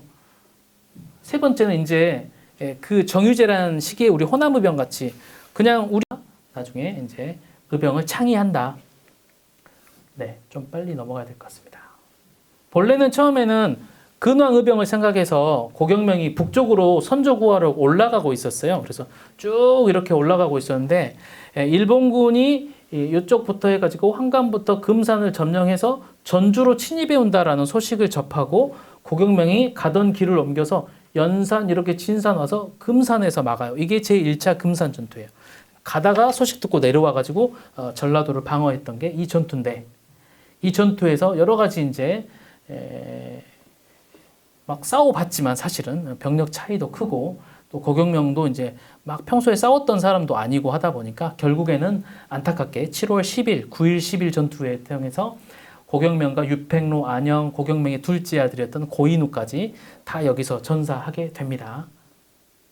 아마 뭐 여러 가지 패배의 원인도 있을 것 같아요. 사실 아까도 이제 말씀드렸지만 고경명이 뭐 이광 죽이고 시작했다 막 이래가지고 이제 이광도 광군도 협조도 좀 못 받았었고, 기록에 보면 이때부터 벌써 부외자, 우리가 지금 일제강점 시기로 말하면 친일파 세력들이 상당히 많이 움직였어요. 그래서 제가 박사학위 논문에 썼던 게 이제 이런 친일파 세력들에 대해서 막 썼었는데, 하여튼 그러고, 그 다음에 이제 군사 전략이나 전술 운용에서도 역시 이렇게 먹물 중심으로 이제 생활을 해왔기 때문에 막 싸움에는 능하지 못하죠, 사실. 이게 이제 금산 구국 혈전도라고 하는 포충사회에 있는 이제 기록도고요. 이렇게 해서 이제 이 비슷한 시기에 이치 전투, 웅치 전투, 금산 전투를 통해서 전주가 이제 전라도의 수부였던 전주가 보존되는 거죠. 네. 포충사 있고요. 나중에 서원 철폐령 때도 두 곳이 살아남는데, 역시 뭐 이제 호남 유일의 문묘 배양자였던 뭐 김인우, 이건 뭐 어떻게 할 수가 없잖아요. 그다음에 이제 이런 고경명, 이 두 개만 남겼다는 것은 이 고경명 의병 활동이 차지하는 그 흥선대원군 시기에도 이 집안은 건들면 안 된다라는 게 있었다라고 볼 수가 있는 거죠. 네, 그다음에 이제 나주 김천일 같은 경우에는 고경명이 최대 의병이었다면 이제 김천일은 최초 의병장, 좀 빨리 해서 움직여 버렸어요. 그래서 뭐 일본군 쳐들어오기 전에 이미 강화도로 올라가 버려가지고 주로 강화도에서 활동을 했고요. 여기 이제 지금으로 보면은 그 금성관, 보물로 지정된 금성관 입구에 있는 망화루에서 창의해서 쭉 올라가서 양화진, 강화도 이쪽에서 이제 당시 일본군이 한성을 점령하고 있었잖아요. 그래서 일본군들을 막 견제하고 있었던 중요한, 이게 왜 중요하냐면요. 이 강화도 쪽이 유지되니까 전라도 지역의 정보들이 이 인천을, 강화도를 통해서 이제 선조가 있는 의주까지 전달될 수 있었던, 다 막혔는데, 이런 정보의 소통 면에서도 김천일의 의병 활동은 좀 높이 평가해야 되지 않을까. 물론 다른 관료들이 김천일을 막 욕하기도 해요. 너 거기에 계속 섬에 있을 거냐, 나와서 안 싸우고 막 이러기도 하지만 나름대로 의미는 있습니다. 그 다음에 마지막에 일본군이 남하할 때 이제 김천일 부대도 끝까지 쫓아와가지고 진주성 전투에서 끝까지 싸우다가 전사를 하게 되고요. 그래서 이러한 충성스러운 태도들이 나중에 동국신속 3강 행실도에 천일투회라고 하는 이 진주성 전투의 마지막 모습이 그림으로도 남겨져 있는 것이죠. 여기가 이제 진주성이고요. 여기가 이제 남강이고, 뭐 농계가 뛰어내렸다고 하는 뭐 의암, 뭐 이런 것들이고요. 지금 동신대 옆에 정열사에 모셔져 있죠. 네, 드디어 이제 문의새로 왔습니다. 장흥 출신의 이제 의병 다 아실 테고, 우선은 이 능성의 이제 문희세의 선조였던 상행 때에는 능주에 있다가 후대 이제 온 때가 되어서 장평면으로 내려오는 것으로 그 족보에 기록이 되어 있고요. 그 다음에 이제 량이 이제 문희세의 아버지죠. 이때 부산면으로 내려왔고, 여기서 다시 이제 문위세가 결혼을 하면서 유치면에 들어오면서 이제 문희세가 유치면의 입향조라고 지금 설명이 되고 있습니다. 남평문 씨 족보를 조금 그림으로 좀 시간 엄청 오래 걸렸는데요. 하여튼 그려봤습니다. 문다성, 이게 지금 남평에 보면 문바위가 있고 장현서원이 있고 그렇잖아요. 여기 이제 여기서 이제 10세로 내려오다 보면은 이제 문익점, 우리가 알고 있는 문익점 있고, 그다음에 쭉 내려오면 이제 상행, 아까 말씀드렸던 능성에 거주했던 상행이 있고, 상행에 세 아들이 있었는데 그 세 아들 중에서 차남 온이 이제 오늘 이제 문희세 계열로 이어지는 거고요. 아들 창, 그다음에 아들 3명 중에서 셋째 아들 현으로 이제 이어지고, 그 아들이 이제 량으로 내려오고, 이 량 때에 이제 해남윤씨, 그 유명한 해남윤씨 윤효정 집안하고 이제 윤효정의 둘째 딸하고 이제 결혼을 하게 되죠. 그래서 여기가 이제 그 유명한 그 윤구, 여기는 이제 윤복, 다 과거 합격을 다 하잖아요. 명문가죠. 여기랑 이제 둘째 딸과 량이 결혼을 해서 세 아들을 낳는데, 그 세 아들이 위천, 위지, 위세인 거고, 큰 딸이 누구랑 결혼을 하냐면 박광전, 죽천 박광전하고 결혼을 하니까 문위세로서는 이런 분들이 이제 외삼촌인 거고, 또 구는 외숙부이자 스승 배우기도 했고, 또 이제 여기는 이제 매형이 이제 박광전이었다라고 하는 거고, 위세는 육남 일녀를 두었고요. 그 중에서 이제 원계, 영계, 형계, 홍계, 여계, 괄계 또 딸이 있는데 이 딸이 오늘 또 이제 원고에 있지만 백민수라고 하는 사와 결혼을 했기 때문에 이제 백민수는 위세의 사위죠. 그래서 제가 이제 녹색으로 조금 표시한 부분은 호남절이록에 기록되어 있는 전라 좌의병 임계영을 도와 함께 싸웠던 사람 21명 중에서 7명이 다 요 집안 사람이다. 박광정까지 하면 8명이죠. 요렇게 다 전라 좌의병 성군을 가능하게 했던 게 이 집안이다. 일가가 다 참여한 셈이죠. 특히 이제 이 외가 쪽 이 노란색으로 표시한 이 두 분은 외숙부이면서 문희세가 초반에 이왕에게 뭐 잠깐 1년 공부하고 나중에 한 10년 공부할 때 요 분들이 이제 이왕하고 다 교류가 있었기 때문에 이런 인맥을 통해서 이왕에게 제대로 된 공부를 할 수 있었다라고 보이고요. 생애를 보면은 여튼 아까 방금 전에도 설명드렸던 외숙부였던 윤구에게 조금 배웠고 그래서 이제 귤정 윤구도 요 아이는 대유가 될 애다. 보통이 아니다라고 인정을 받았고 또 이제 관계가 있었던 이제 미암 유이춘 여기도 이제 해남도 왔다 갔다 막 하잖아요. 담양이랑.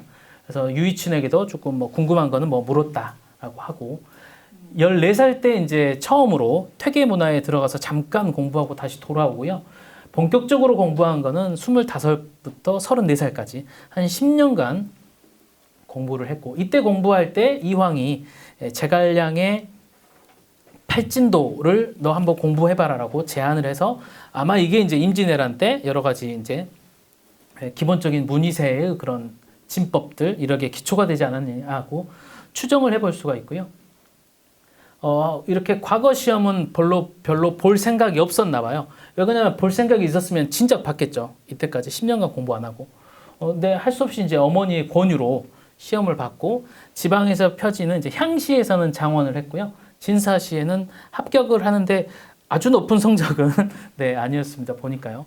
이게 이제 기록에 보면 정묘년, 이게 정묘년이 1567년이고요. 식년시에서 사마시를 봤는데 여기 진사 합격자 명단이에요. 그래서 여기 보면 이제 아래쪽에 여기 문위세, 부량 이렇게 되어 있죠. 이때 100명을 뽑았더라고요. 과거 시험에. 100명을 뽑았고 이때 당시만 해도 이제 갑과 을과 병과가 아니라 1등, 2등, 3등으로 해서 5명, 25명, 70명을 뽑았는데 문희세는 3등급에 66등에서 100등 중에서는 96등 정도에 했는데 아마 뭐 과거 공부용 공부를 안 하셨기 때문에 뭐 이렇게 됐지 않을까.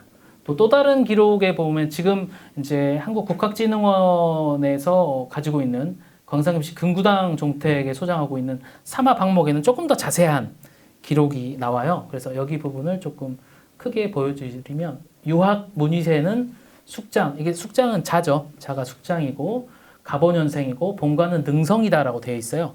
근데 여기는 능성은 사실은 잘못되어 있죠. 네, 남평인데. 그래서 이거는 이제 틀린 거고 장흥에 살고 있다. 아버지는 어모 장군 행 오예포 수군 만호 량이다. 또 자시야. 자시야는 아버지가 돌아가시고 어머니만 모시고 있을 때 자시하고 또 반대는 어머니가 돌아가시고 아버지만 모실 때는 뭐 엄시야 뭐 이렇게 써져 있어요. 자시야로 되어 있어서 아마 과거 합격했을 때는 아버지는 돌아가시고 어머니만 모시고 있었을 때 가서 엄마가 야 너 과거 좀 봐라 하니까 할 수 없이 못 이기면서 받지 않을까라고 생각이 되고요. 그 다음에 이제 안행이라고 하는 건 이제 형제들, 형이나 동생들을 말하는 건데 형이 위천, 위지, 그다음 본인이 위세 해서 형들은 2명 있었다라는 게 이제 사마 방목에서 입증이 되는 자료고요. 이후로는 임진왜란 당시에는 전라 좌의병에서 활동을 했고 그때 공을 인정받아가지고 용담 현령을 역임하시고 그때 용담 현령을 한 5년간 역임하실 때 정유재란에 뻥 터져가지고 이때는 정유재란 때는 또 양향관보다는 실제 현령으로서 그 지역을 막았던 방어에 또 성공을 해요. 그래서 그 공을 인정받아서 또 파주목사라고 하는 여기는 한 3품이잖아. 여기는 뭐 현령이면 한 5품 정도가 종 5품 정도 될 건데 되게 높게 이렇게 뭐라죠? 확 뛰어서 이렇게 승진이 되는데 조금 이제 연세가 돼서 나가진 않고 그해 3월 13일에 별세를 했다. 뭐 문집에 따르면 뭐 이 사이에 뭐 이렇게 4군데 올라가서 뭐 이렇게 시 쓰고 뭐 이렇게 했다고 했는데요. 뭐 그 정도고요. 그 다음에 이제 공을 인정받아서 선무 원종공신에 책봉됐고 월천사 풍암서원에 향사 되셨다가 풍암서원 잘 아시는 것처럼 강성서원 지금 뭐 이렇게 옮겨져서 새로 세워진 그 강성서원에 모셔져 있고 유생들의 상소로 나중에는 이제 병조 참판까지 올라가신 분이 문위세 셈이고요. 지금 남겨져 있는 것은 이제 풍암유고라든지 그다음에 아까 이제 이황이 그 제갈량의 팔진도를 했다고 하는 것도 이제 문집에 팔진도가 이렇게 남겨져 있더라고요. 자, 좌의병 때 이제 문희세는 뭐 했냐? 네. 7월 1일에 사실은 이제 처음부터 이렇게 임계원과 같이 한 건 아니고 자체적으로 문희세가 여기서 하고 그다음에 임계원과 합류한 형태로 보여요. 그래서 7월 1일 문희세가 인근의 강진, 장흥, 해남, 영암의 선비들에게 아까 말한 것처럼 경문을 막 보내서 같이 하자라고 하는 걸 하고요. 그때 이제 형이었던 문희천 문위지와 함께 관산관에서 의병 창의를 했다라고 문집에 기록이 되어 있고요. 그 다음에 이제 큰아들이었던 원계로 하여금 가동들 한 100여 명들 이끌고 군량도 모집하고 또 그러면서 강진 출신의 무사였던 이충량을 자신의 부장으로 삼아서 이제 본격적인 의병 활동을 하게 된다. 그리고 이제 매형이었던 보송의 박광전과 함께 이제 임계영 창의에 합류를 하게 된다. 그래서 7월 20일이 되면 약 700여 명 정도로 전라 좌우병이 성군에 성공하고 이때부터 이제 보성에서 출발해서 이제 일본군과 싸우게 되는 건데요. 당시 조직도를 보면은 의병장은 임계영이고 양양관이 이제 문희세고요. 또 참모관이 이제 문희세의 매형 박광전의 큰아들이었던 박근효가 이제 참모관이고 종사관은 정사제라는 인물이 이렇게 직책을 가지고 있는 분들은 한 3명, 4명 이 정도가 되고요. 아까도 말씀드렸지만 호남저리록에 보면 임계영 사실과 임계영 그 동창 제공 사실이라고 해서 같이 의병 일으켰던 사람들이 또 바로 나오거든요.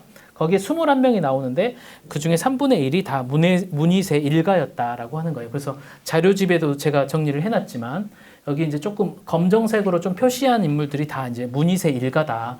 그래서 문희세는 양안관으로 했고 아들 조카 사위와 함께 전투에 참여했고 정유재는 때는 용담 지역을 현령으로서 방어에 성공했고요. 아들 문원계, 뭐 영계, 또 사위였던 민수, 그다음에 삼남 형계, 사남 홍계, 또 문희세의 형의 아들이었던 문희계까지 7명이 활약을 했다라고 하는 거고요.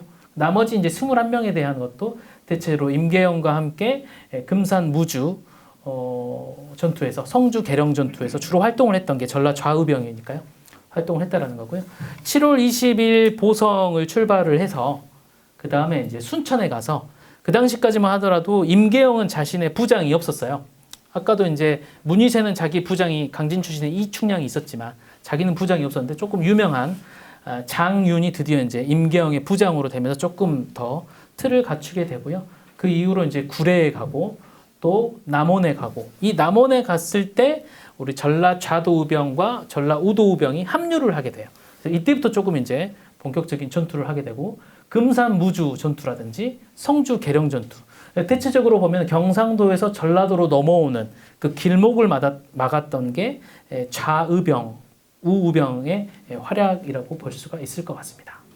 근데 조금 이제 다른 그 사실은 문희세에 관련된 연구는 조을래 교수님 연구가 뭐 대표적이고 그 이상 뭐 더 쓸 수가 없더라고요. 그래서 뭐 잘 자세히 다 쓰셨는데 하나 이제 빠진 게 제가 이제 몇 해 전에 이제 강진의 그런 의병 창의 기록을 좀 분석한 연구를 한 게 있는데 그게 이제 금능 창의록이었었어요. 그래서 이 금능 창의록을 보다 보니까 오늘 나왔던 그 위세의 차남인 문영계가 갑자기 나오는 거예요. 그래서 야 이거 좀 말씀드려야겠다라고 생각을 했습니다. 이 금능창의록이라고 하는 것은 금능이 이제 강진의 옛 지명인데 이때 창의했던 인물들 또 직접 강진 출신은 아니더라도 강진 의병이 창의한 데 도움을 줬던 인물들을 쭉 이렇게 기록을 해놓은 건데요. 자세하진 않아요. 근데 명단이 있어요. 이 금능창의록은 이렇게 그 강진 지역에서 활동했던 이 네 분의 문집에 공통적으로 보이는데 뭐 한두 명이 빠지기도 하고 또 순서가 좀 바뀌기도 하는데 거의 뭐 비슷한 인물들을 다루고 있고 여기에 다 문영계는 4권의 책에 다 금능창이로 들어가 있습니다.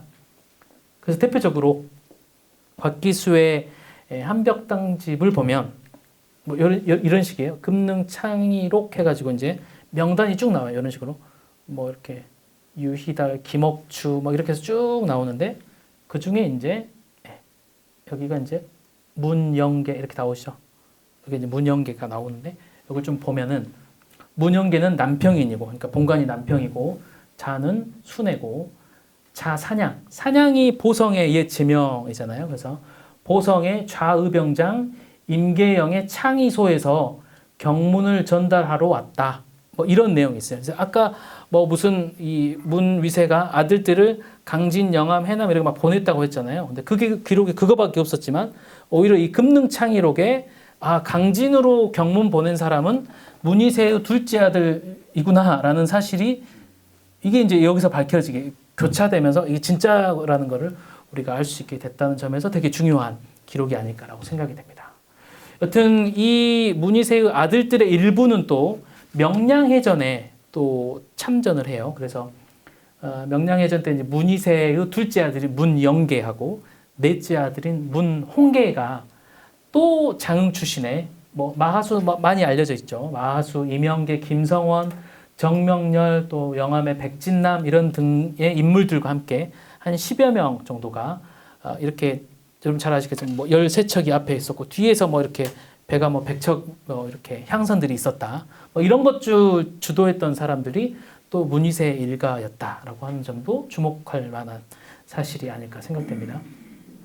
그리고 이제 아까도 말씀드렸지만 용담 현령이 때 또 이 지역을 잘 막았는데 이때는 또 장남, 삼남, 사남, 사위까지 용담혈에서 근무할 때 같이 있으면서 이제 일본군을 막아냈다. 정유재란테도 또 활동을 했다라고 하는 점이죠. 그 다음에 이제 문위세의 큰 형이었던 문위천의 아들 문희계, 아까 그 전라좌우병에 같이 했었던 그 조카 같은 경우는 이제 고창현감으로 그 공을 인정받아서 고창현감으로 근무한데 이때 또 이 문희계도 정유재란 때 고창 지역에서 일본군을 막아내는데 또 성공을 해요. 뭐 이런 공들이 다 문위세 일가에서 보여주는 거다. 자, 그럼 마지막으로 호남의병의 의의들을 좀 정리하면서 문위세 의병 일가의 또 그런 의미들도 같이 설명드리면서 마치겠습니다. 호남의병의 첫 번째 의의는 뭐 이게 우리가 우리 입으로 하는 것보다는 그래도 좀 우리가 성웅이라고 부르는 이순신이 말해주는 게 좀 더 효과적이지 않을까라고 생각되는데요. 이순신이 친척이었던 뭐 현덕승에게 영암 구림에 있는 현덕승에게 보낸 편지에 따르면 양모호남 시무국가라고 했잖아요. 그래서 이런 것들은 보면은 정말 우리 지역이 담당해야 됐던 역할을 잘 수행했고 그게 정말 임진왜란 전쟁을 승리로 이끄는데 큰 공헌을 했구나라고 하는 것을 이순신이 증명을 해줬다라고 하는 거고요. 뭐 지금 이게 국보로 지정되어 있는 요 부분이죠. 양모호남 시무국가 요 부분 때문에 지금 뭐 엄청난 뭐 이렇게 성역 활동도 하고 있고 그렇습니다. 두 번째는요, 의병장을 우리가 높이 평가해야 될 것 같아요. 사실은 잃을 게 많은 사람들이 겁이 많은데 조선시대 같은 경우에는 그런 도학 정신이라든지 절의 정신 이걸로 무장이 되어 있었던지 아마 이제 지역별로 수많은 사족들이 자기 재산이나 자기 노비들을 다 써가지고 일본군과 싸우면서 집안이 망한 사람도 있고 막 이러죠. 다 집안이 다 죽은 집안도 많고 뭐 이러잖아요. 그래서 이건 아마 서양에서 보는 그런 귀족들이 자기 격에 맞는 책임, 노블리스 오블리주를 우리 선조들도 수행을 했다라고 하는 것이고요. 세 번째는 원장님도 말씀하셨던 바로 이제 그 내용입니다. 우리 지역은 다른 지역과 다르게 다른 곳에 가서 싸워줬다라고 하는 게 좀 특이한 점이고 그러다 보니까 피해도 컸다. 사실은 우리 뭐 이제 저는 장흥을 잘 모르지만 여러분들은 이제 누가 외국에서 침입하면 장흥에 어디를 막아야 될지는 대충 아시잖아요.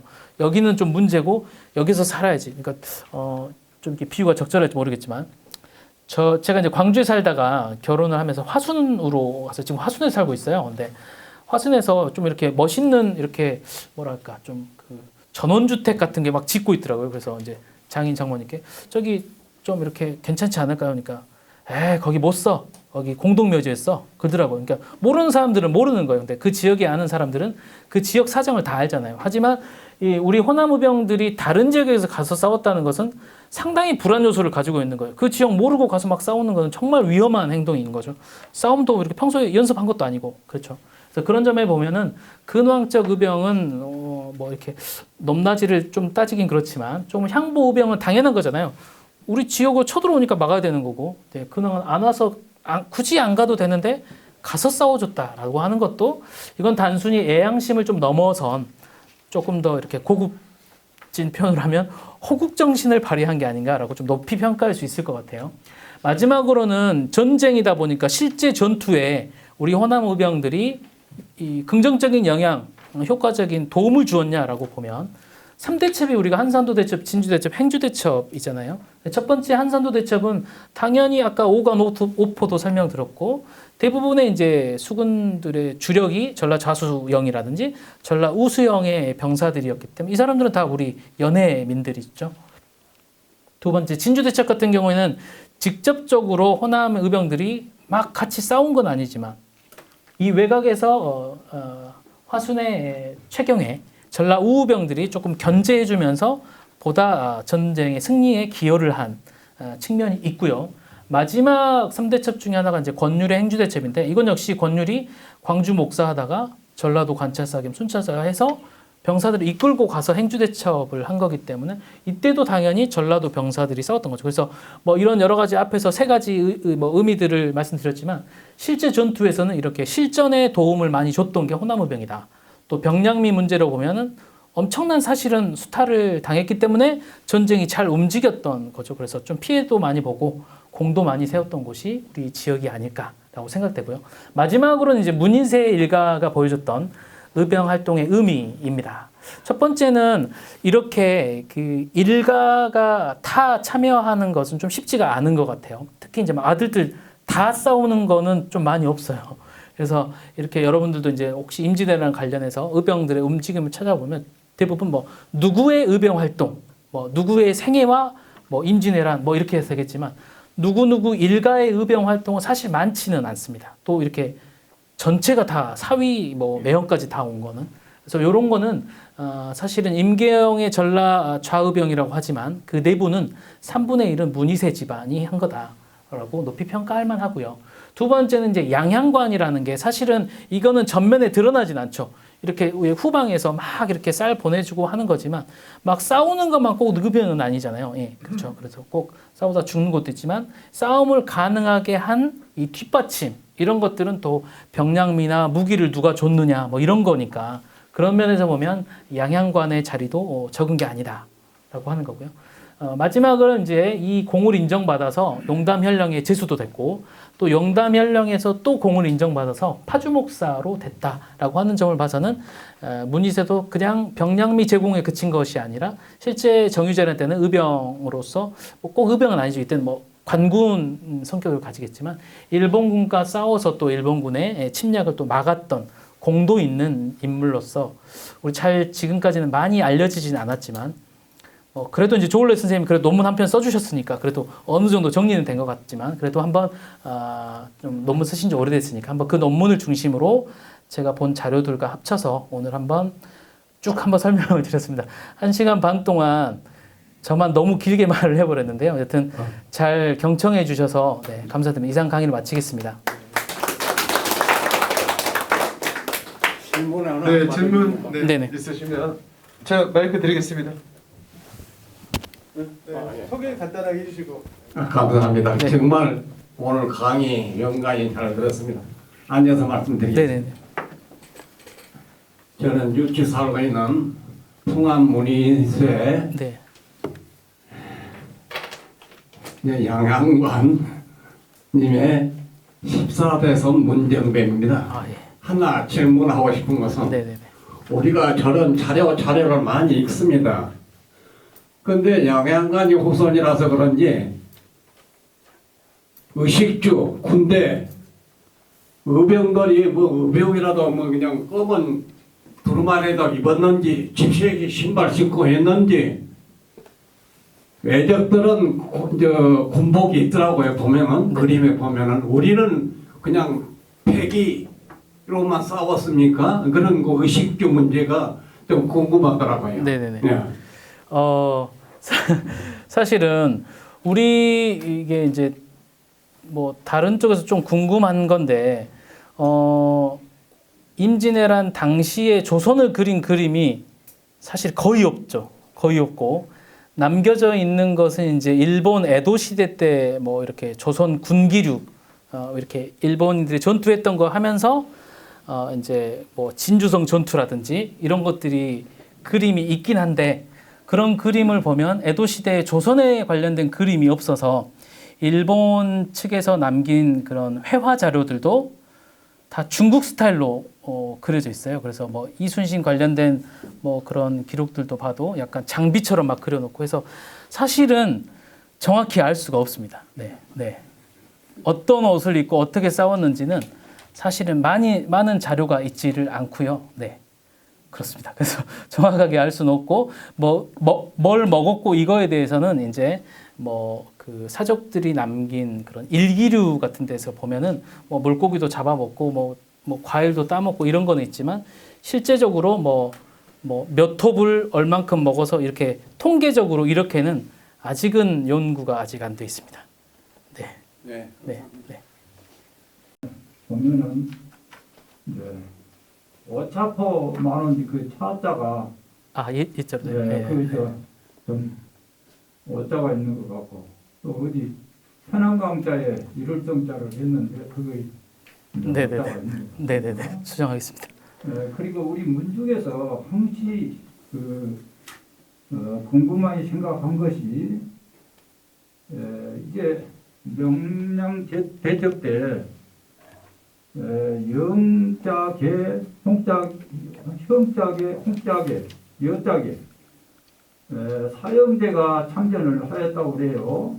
우리 문집 기록에 그렇게 되어 있고 또 박감노 선생이 그 연구한 자료에도 그렇게 되어 있는 것으로 알고 있습니다. 그런데 여기는 영계 한 분만 참석한 것으로 되어 있고 거기에 약간 누락됨이 있는 것 같고 또 그 방금 자료에도 여짝의 선조님은 이제 의병 활동을 안 한 것으로 되어 있는데 제가 그 연구를 하면서 보니까 우리 여짝의 선조님이 5대 아드님인데 김덕용 장군하고 거의 연세가 비슷해요.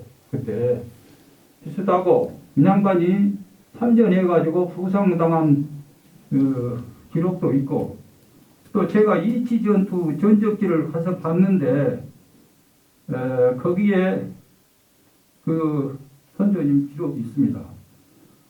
제가 그래서 그 지문을 찍어가지고 와가지고 소책을 만든 바도 있습니다만은 조원래 교수님이 광주서 그 발표를 할 때도 우리 문제구 박사님 보고 자료를 달라고 해서 제가 보니까 그때도 여짝에 선생님이 빠져 있었어요. 그래서 건의를 했는데도 불구하고 이미 자료가 작성된 후라서 그것을 반영하지 못했는데 영원히 그 여짝의 할아버지 선조님이 누락된 것이 좀 섭섭하다고 생각이 되어서 우리 교수님한테 건의 말씀 드렸습니다. 감사합니다. 네, 네, 감사합니다. 우선은 제가 정리한 것은 이제 똑같이 이렇게 똑같은 기준으로 해야 되기 때문에 호남자리록에 나와 있는 것만 우선 정리를 한 거고요. 그래서 거기에 따르면 이제 문 영계, 영자계 또 홍자계만 지금 그 이순신을 도왔다라고 되어 있고 아까 이제 뭐 마하수나 뭐 이렇게 그분들의 기록을 가봐도 이제 두 분 외에는 뭐 누구와 함께 했다 할 때 이분들이 한 번씩 이름이 언급이 되더라고요. 그래서 이제 여튼 이제 다른 자료보다는 우선 조금 더 이렇게 공적인 자료로서 호남제리록만 저는 이제 봤기 때문에 아마 이게 이제 이남과 사남이 참여한 걸로만 확인이 되어서 다른 자료는 제가 이제 연구 논문을 쓰면 다 봤을 텐데 오늘은 이제 강의만 준비하다 보니까 원문을 제가 연구까지는 못하고 정리만 해서 오늘 강의를 드려가지고요. 오늘 처음 듣는 말씀이 좀 있어가지고 더 관심 있게 볼 텐데 논문을 새로 쓰기에는 아마 조울래 선생님 다 쓰셔가지고 이거 사소한 요거 한두 개가 새로 했다고 이제 논문이 통과되지가 않아서 좀 아쉬움이 좀 있습니다. 네. 완성이 되어버려. 네, 네. 한번 이렇게 출판이 돼버리면. 전적기나 그런데 지문을 반영했더라면. 네, 네, 네, 그러니까요. 네. 네. 먼저 작성이 이미 돼 있기 때문에 그걸 위주로 해서 했기 때문에 그렇게. 네, 조금 네 아쉬움이 있을 것 같습니다. 연구해야 돼요. 네, 네. 감사합니다. 이제 우리 풍암 선조점에 대한 아마 내용의 강의 또 질문 부분은 뭐 이렇게 해서 아마 마치는 게 맞을 것 같고요. 이제 덧붙여서 그 추가로 제가 좀 참고로 좀 요청드릴 말씀이 있어서 마이크를 잡았습니다. 지금 순천으로부터 출발을 해서 화순, 보성, 화순, 나주 혁신도시, 송정, 광주역까지 이어지는 경전선 전철역이 생깁니다. 1조 원의 예산으로 편성이 돼서 생기게 되는데 이제 유치 보림사와 화순 원주사 그 사이를 지나게 되는 이 경전선이 보성서 나주 혁신도시 거리가 50km인데 그 중간 중장터라는 근방에 역사를 하나 세워달라. 이제 그러한 요청이 국토부에 이제 전달이 되고 저희 장을 포함한 4개 인접 시군에서 지금 주민 동의서를 이제 받고 있습니다. 이제 15일까지 국토부에 제출을 해야 검토 그다음에 확정이 가능한데 시일은 촉박합니다만은 일단 서명서를 좀 받고 제가 이제 자은지역을 책임을 지고 하기로 하고 좀 하고 있습니다만은 오늘 참여하신 모든 분들이 동의를 하신다면은 역사 그 세워지는 것에 대해서 서명을 좀 해주시고 가시면은 아마 역사 설립 추진에 도움이 될까 싶어서 부탁을 드립니다. 서명서는 입고 들어오셨을 때에 서명했던 그 역대가 있습니다. 부탁드립니다. 네, 덧붙여서 제가 교수님께 말씀드리랍니다. 저는 문화원 향토사 이사 문병길입니다. 저도 풍암동 12대 손으로서 오늘 강의를 정말로 진솔하고 감명 있게 들었습니다. 그 부분에 대해서는 다음에 제가 박사님께 말씀드리기로 하고요. 8페이지 네. 이 강의 자료 8페이지 저도 이 인재량과 정유재량에 대해서 다음부터 현직에 있을 때 약 25년 전부터 나름대로 우리나라 책자는 거의 다 찾아 읽었다고 합니다. 경북대학교 김시황 교수님이 네, 문학. 우리 그 관련 이 풍암공에 대한 그 자료가 이렇게 게재했다는 걸 덧붙여 말씀드리고요. 제가 오늘 향토신문 그 장 투데이에 그 특별기구가 오늘 보도됐더라고요. 대개 보면 이런 그 강의를 들어봤을 때 임진왜란과 정유재란의 강의에 꼭 빠진 부분이 하나 있습니다. 호남 저리로 김세호 편에 보면 이순희 장군이 원규로부터 배 12척을 인수를 받아 바로 이렇게 그 명랑해전으로 가는 그 발진 기지 역할을 했던 것이 바로 그 해진면 그 해진 앞바다인데 배 12척에서 4척은 다 부서지고 없었어요. 8척을 지금 그 경지정리가 다 돼서 지금은 형상이 바뀌어 있었나마는 그 당시 때 그 섬이었습니다. 덕동. 지금은 해진면 덕산리 산 1-1번지입니다. 거기에서 12척을 그 김세호 장흥 출신이 이렇게 그 감독 조선감이 돼서 별로 고쳤거든요. 인술받은 판옥선을 고쳤다는 얘기는 어디가 강의를 내가 들어본 사람이 없어요. 혹시 교수님께서 기회가 되시면 네. 저와 공유해서 네. 이렇게 그 다른 강의에서 우리나라 초등학교 졸업하면 이순정 배수측은 다 압니다. 그걸 고쳤다는 데는 모르고 있어요. 하고 그 강의를 또 해준 교수님들께 못 들어봤어요.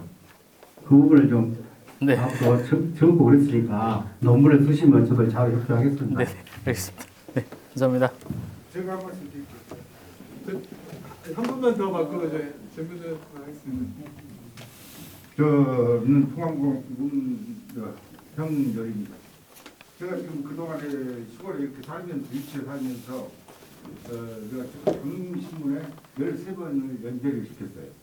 그래서 이제 우리 할아버지를 알렸는데 그 뒤에 보면 우리 할아버지 그 사군대 네, 사고네. 사군대가 있었는데 네. 그건 정말 우리 그 수치스러운 일일 때 그게 어떻게 보면 다른 종가식으로 팔리고 없어지고 이런 것이 됐습니다. 그래서 지금도 우리 할아버지 그 의병장 우리 할아버지 500년 전 400년 전 묘가 지금도 그런 현존이 있어요. 그래서 저는 자꾸 주장하는 게 사군대를 만들어야 된다는 게 주장입니다. 그래서 이번에 이런 기회를 만들고 문화원장님이랑 관심 갖고 다음 분들 관심 가져가지고 다시 복원할 수 있는 길이 있다면 그것은 또 저희고 저희는 이런 부분 한번 다음 분이 협력해서 의향 사항을 알리는 좋은 방법이 말씀드립니다. 네, 네. 감사합니다.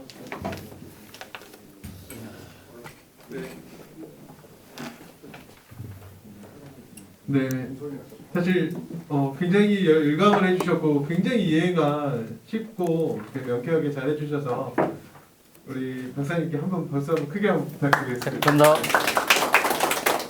그리고 아까도 말씀드렸지만 적고 앞으로 크게 승선하실 것 같아서 사항에 대해서 많이 관심 가져주시고 저희들도 교수님 더 모시고 한 번 더 좋은 강의 또 듣도록 조연주도록 하겠습니다.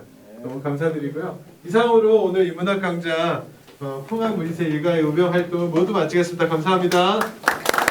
감사합니다.